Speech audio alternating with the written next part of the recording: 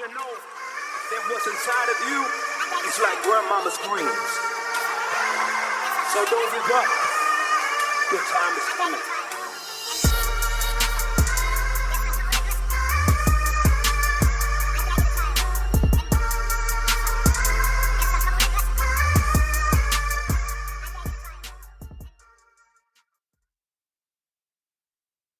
I don't need anybody. I think a lot of times that statement is being made from the place of I don't need nobody. Right. Because it gets deeper than I don't need you in a specific situation. In a lot of cases is I don't need a man at all, or I don't need a woman at all, or I don't need that to complete me, or I don't need that for this or that or this or that. And we literally treat each other like accessories. So I got all this going on. You just look good on my arm. You just look good at the house when people come over, or you just look good when we go out and I can show you off to the ladies or whatever. So that's kind of the mindset that we be in. So part of the statement is true. I don't need you, maybe in a certain situation, because maybe you hooked up with the wrong person and you don't need them for where you're going. And y'all should have never been together in the first place. In some cases. So that statement is true. But again, I think a lot of times when that statement is true, it's coming from the place of what I'm really saying is I don't need you. I don't realize, though, that I don't need anybody. So if that becomes a repetitive thing where there are just certain, I'm not getting into a situation where me and this person are creating that vulnerable space. Because it's very, very important for you to be able to be vulnerable with somebody you're dealing with, because that becomes a reciprocal thing. If you give me the space to be vulnerable as a man, which is very difficult for a man to allow himself to be vulnerable, because vulnerability is seen and can be in many times weakness. And I mean, it is. If I go outside right now and I allow myself to be vulnerable, anything can happen to me. So the whole point is, if I have this person that's allowing me to be vulnerable, in that moment, that person is supposed to be a wall around me. And in those moments of vulnerability is where I can really release who I really am. And so we're supposed to create this culture of vulnerability between us, because that's when we start having conversations and we start being truthful about certain things that kind of cut through some of that. That man that feels like he's not getting whatever he's not getting at home also does not feel the space to be vulnerable enough to express what he's not getting. Now, am I saying that to say that that's all on the woman? Right. No. Because as he was saying, I like the illustration he did where he started using the water picture of the glasses. I like illustrations like that because water can be used for so much stuff. And it's always fire when even Bruce Lee said, be like water. And that's powerful, actually, because water fit into any container. It takes the shape. It's meable. You can't. Anyway, the only way you can make water solid is if you freeze it. Never stop going. Anyway, that was fire, wasn't it? That was fire. Hey, that was fire. Hey. That's gonna be playing in my head. Never stop going. But no, he was using the picture and he was talking about being empty, because you can't pour into somebody. Again, we talking about real men pour in, because I think at the root of most of the issues it does start with the man. I'm a firm believer of that.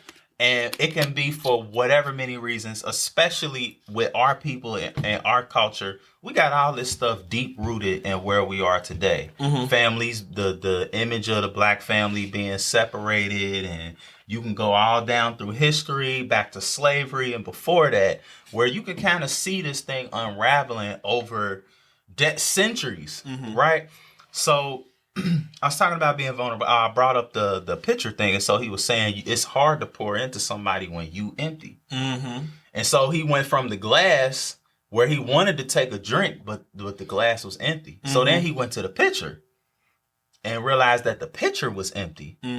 So he was kind of talking about from a natural sense. In a lot of cases, men have issues with their fathers, the relationship with their fathers, what their father taught them, the presence versus the absence of their father.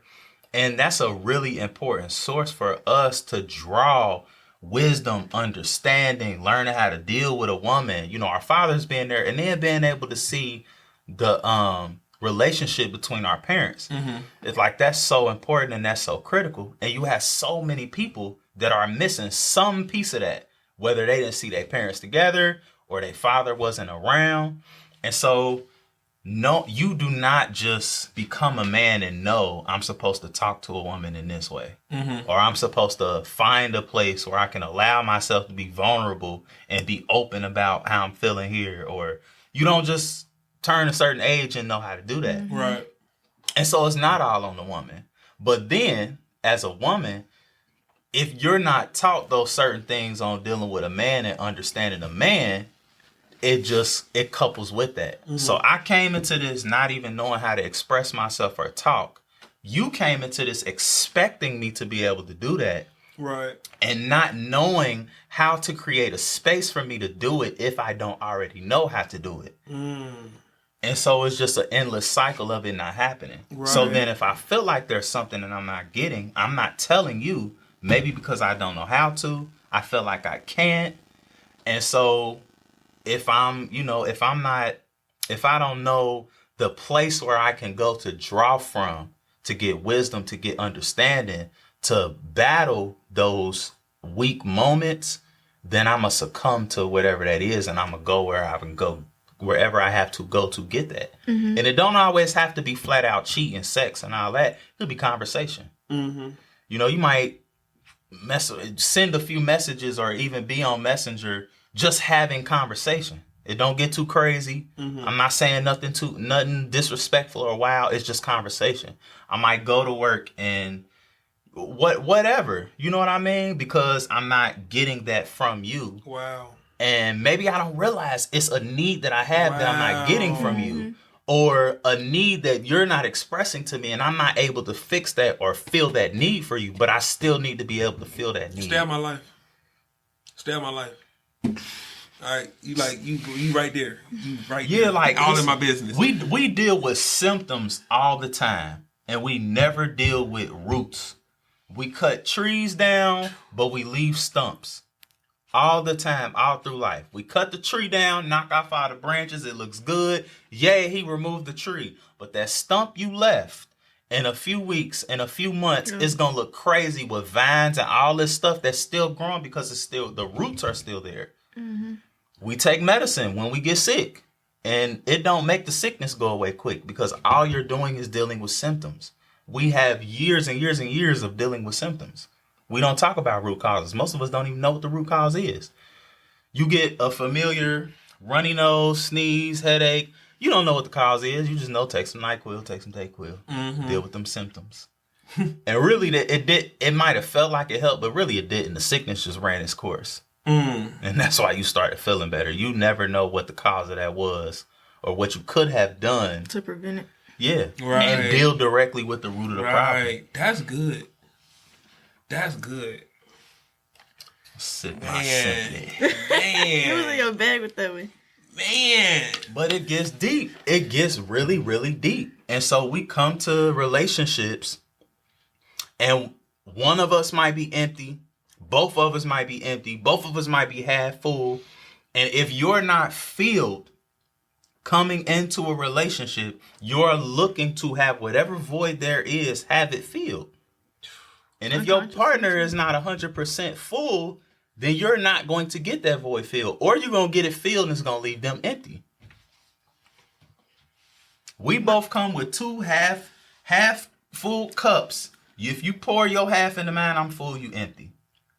But then if I turn and I pour you half, well, that's not going to satisfy you. So then I got to fill you all the way up. Now I'm completely empty. So since you want to decide to preach on this podcast, you need to tell people your cash out so they can sow a seed. Because I'm just saying. That's so player, like polished. Like, I mean, the way you just orchestrated that thing. I mean, like, I'm just saying, man. I've listened to I've listened to a lot of people on the subject just give wisdom, And because I've been married for 4 years now. That's not 10, that's not 20, that's not 50. I'm not a marriage expert. But I have learned a lot in the 6 years that we've been together, but especially the 4 years we've been married, because I've experienced all those things that I've heard or learned. And I just get the opportunity to practice them with my wife. So I just be understanding more and more, like, man, this is deeper than what we have. Like Barbie and Ken was just dressing alike. Like playing house at the crib. It's a lot of us didn't get prepared for some of these deeper issues that we deal with now. And so a lot of us are just now discovering that it's rooted deeper than that. And it's hard when you get to a point before you finally realize, oh, this is what the problem is. And a lot of people don't know that. So to hear Jake's talk for 2 minutes and make some of the claims that he made, that's offensive to me, because I don't know what you're talking about. I don't understand the root causes of blah, blah, blah. As far as I'm concerned, you're sexist. We're raising women to be men. What do you mean by that? Not knowing that it came full circle because he dealt with the man too. Right. Like you said, he talked about a lot of that stuff comes from a place of pain. Because we have done a lot to go against our women. We have, absolutely, 100%. And we have, though. Like, we have. And, right. All right. What you gonna say? Look, if Holy Spirit is telling him not to say it, just let him not say it. Nah, I feel like I'm going in and I don't even know if I'm still on topic, so I'm taking my foot off the gas. I may have went left there. That was good. I mean, I was with you. I didn't see you going left, but I mean, if you felt like you was going, I mean, I was with you. You know, when you going on the trip, you going down the road, and it winds like this. You still on course. You wind it a little bit, but you're still on course. Yeah, I agree. We definitely we do both, actually, because we raise women to be men, and in all these single mother homes, father's not around and not having the village and not having full influence, we raising men to be women, because there is no planet that exists in any of the millions of galaxies that exist where a woman can effectively teach a man to be a man, and vice versa. And vice versa. But also, a hurt man can't teach no man how to be a man. Mm-hmm.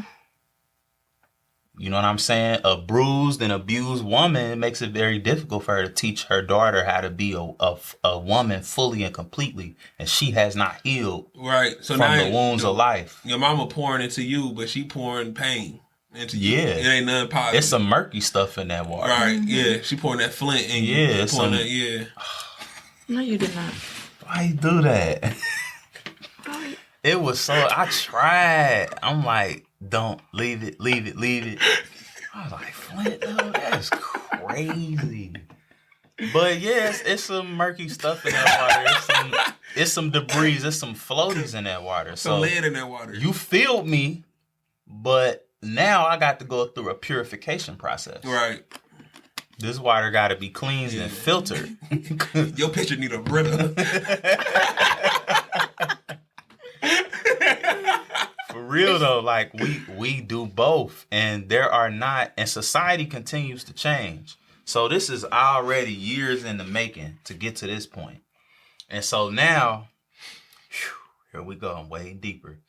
So now you have all these agendas that get rolled out that further encourage where we are. Mm-hmm. So now we gonna debate what is a woman. we gonna debate what is that, what's the definition, what are the terms of that. We're gonna debate what's masculine and what's not masculine. We're gonna encourage you to be whoever you want to be. And now we're just completely breaking the parameters off of what was intended for this thing to look like. Mm-hmm. And it's socially acceptable. So you better not say nothing in disagreement with this, or we're going to label you something, even though we don't want to be labeled nothing. We're going to label you something so that we can cancel you and shut you up. Mm. So you got all this stuff, and y'all know what I'm talking about. Maybe I'm trying to be politically correct. Maybe I'm tap dancing. I don't know, but I think you know what I'm talking. You know exactly what I'm talking about. Yeah. And it's on TV now, and it's in all these different places. Mm-hmm. And this is not about nobody not deserving love. It ain't got nothing to do with that. It got to do with the things that's in place that's tearing down families. That's that's dissolving families. I'm going to wipe out the man in the role of the man. I'm going to put him and the woman against each other. So he already was kind of phasing out anyway through all the stuff that's happened throughout history, buck breaking during slavery. If you don't know what that is, look it up. And all these other different things that happened throughout history, I'm going to phase him out. All these wars and all this stuff that happened where he was out fighting and nobody was there to work the warehouses and all that. So the woman had to go to work, and now the man comes home and, well, his value was decreased a little bit more because she's making more money than you. You wasn't making no money over there in the wars. All these different historical things that had taken place, and all the while spiritual things that was being sown in there to seal the deal. So it's not even necessarily an unintentional thing that we doing. It's intentional. Right. It's intentional. And so, yeah, I mean, that's what's at stake here. We losing families, we losing children, we got all this chaos and all this stuff in all these different places that if we restored some of the stuff that people want so hard-heartedly to dissolve and completely do away with, we could save a lot of stuff that's going on. Mm-hmm. Well, how do I want to say that? Simply put, my wife and I agree on a lot of things. We disagree on a lot of things. But one thing we understand is we're going to do whatever it takes to make this work with us. Because these children, they need what we both can pour into them. And that needs to come from a place of being healed, delivered, right? Breakthroughs from all this baggage and all these things that we just been dealing with, symptoms and not the root cause, so that they don't have to fall prey to everything that's out there. They not going to have an excuse. If they make the choice, they make the choice. But we set solid foundation. That means I got to keep growing and I got to keep learning as a man, because I cannot expect my wife to follow my lead if we're not going nowhere. Which then my wife reciprocates that because she wants to keep growing and keep learning, because she wants to know exactly not only how does she fit in this. I started saying this when I was talking about what you bring to the table, and I was talking about how the man is going somewhere, and what he's essentially asking the woman is, do you see yourself being a part of this? But at the same time, you mentioned this, the woman has different visions of different things of what she wants to happen in her life as well. So whatever you see him, y'all should be able to see how it complements. So I'm not saying what I said earlier to say that this is the dominant, this is what we doing, and everything you do supposed to fall in line with here. But if you have things too, y'all got dreams, y'all got goals, y'all got stuff you want to accomplish, right? So it should complement. If you are really my person and you are who God made for me, it should complement.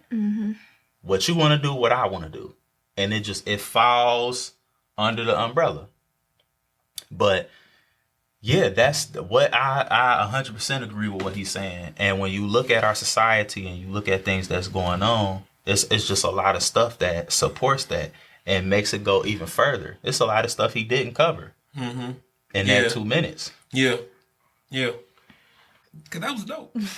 So, we out of here. Y'all have a good one. Peace. Bye, y'all. That what's inside of you is like grandmama's greens. So don't give up. Your time is coming.